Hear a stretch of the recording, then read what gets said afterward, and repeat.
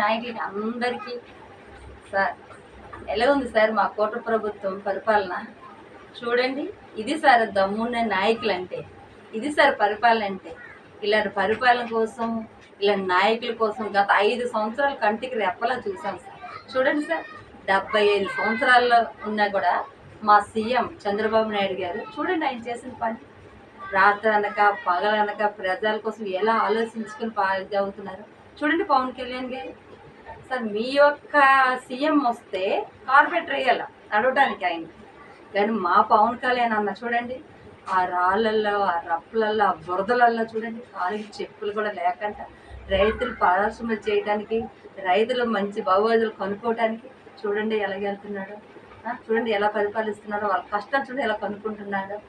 ప్రతి రైతు దగ్గరికి వెళ్తున్నాడు. ఆర్థికంగా ఎంత నష్టపోయారో దానికి మేము ఉన్నాము, మీకు ఉపరిస్తాం, మీకు న్యాయం చేస్తామని చెప్పి అంత వర్షంలో, అంత జిగురు మట్టిలో వెళ్ళి వాళ్ళు పరిష్కరించి వాళ్ళకి ఒక దావు చూపిస్తున్నారు సార్. ఇది సార్ పరిష్కారం. ఎక్కడో వెళ్ళి బంగ్లాలలో వెళ్ళి కూర్చొని సెల్లు కబుర్లు చెప్పడం కాదు సార్.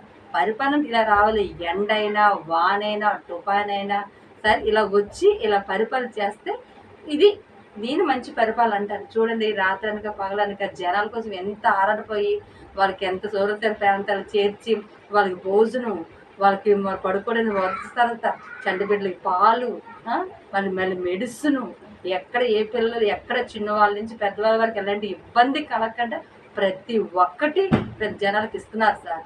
ఇది సార్ దమ్మున నాయకులు అంటే, ఇది సార్ పరిపాలన అంటే. మీరు ఈ పరిపాలన చూసి, దమ్మున నాయకులు చూసి మీరు సిగ్గుపడండి సార్. ఆ రోజు కనీసం అసెంబ్లీ గేట్ అయినా దాటలేండి, ఈడేం పరిపాలిస్తానని నోటుకు వచ్చినట్టుగా మాట్లాడారు. అసెంబ్లీ గేట్ గదిలించి జనాలకు న్యాయం చేస్తున్నారు సార్. ఆ రోజు చంద్రబాబు నాయుడు గారిని మీరు ఎంతగానో హింసించారు. ఆయన వయసు కూడా తెలిసి మర్చిపోయి ఇంత పరిపాలన ఇస్తున్నారు జనాలు.